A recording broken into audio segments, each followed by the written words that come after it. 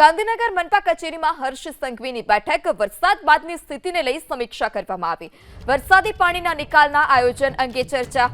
Mayor, commissioner, standing કમિટીના chairman સાથે બેઠક। ગઈકાલે અમિત શાહે પણ બેઠક યોજી હતી। તો વરસાદ બાદ જે સ્થિતિ છે તેની સમીક્ષા કરવામાં આવી છે। મનપા કચેરી ખાતે આ બેઠકનું આયોજન, વરસાદી પાણીનો નિકાલ કઈ રીતે કરી શકાય, આગામી શું આયોજન છે તેને લઈ પણ આ ચર્ચા કરવામાં આવી। Mayor, commissioner, deputy commissioner, standing કમિટીના ચેરમેન સહિતના જે લોકો હતા અલગ અલગ વિભાગના તે આ બેઠકમાં હાજર રહ્યા હતા। ગઈકાલે અમિત શાહે પણ બેઠક યોજી હતી।